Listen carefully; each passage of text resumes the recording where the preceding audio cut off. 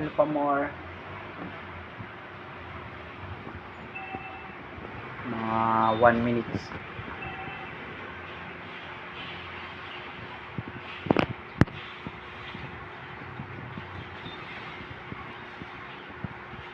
Puta, magtatakas ka na naman. Rico! Yan, mga napapalala mga ML user po. Ganyan po nangyayari sa mga nag-MN. Nasisiraan ng bait. Kaya kayo guys, mga kabataan, huwag na kayong magbalak maglaro ng ML. Hindi naman sa naninira.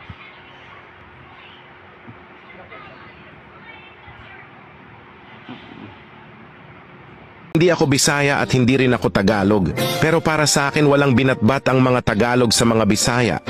Ang mga Bisaya marunong magtagalog. Yung mga Tagalog marunong bang magbisaya? Ang mga Bisaya kaya nila ang trabaho sa Maynila. Yung mga Tagalog kaya ba nila ang trabaho sa probinsya? Kahit pa sa suntukan, walang binatbat ang mga Tagalog na yan. Kahit na mag 1 versus 3 pa ang laban kasi ang mga Bisaya pandak pero batak ang katawan. Yung mga Tagalog matangkad pero wala naman lakas ang katawan. Kung sasabihin nyo naman na mas malakas mag-ML ang mga Tagalog, well, para sa akin ay hindi rin.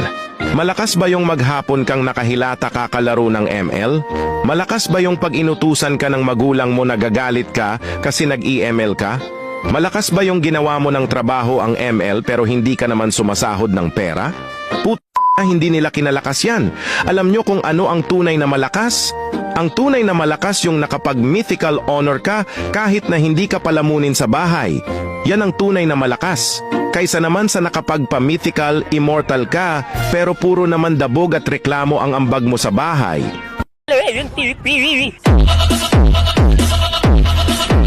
Hindi ako Bisaya at hindi rin ako Tagalog, pero para sa akin walang binatbat ang mga Tagalog sa mga Bisaya.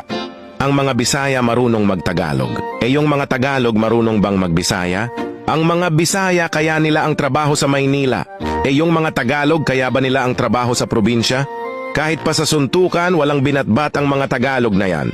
Kahit na mag 1 versus 3 pa ang laban kasi ang mga Bisaya pandak pero batak ang katawan.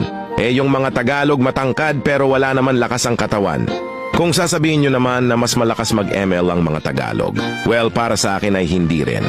Malakas ba yung maghapon kang nakahilata kakalaro ng ML? Malakas ba yung pag inutusan ka ng magulang mo nagagalit ka kasi nag-EML ka? Malakas ba yung ginawa mo ng trabaho ang ML pero hindi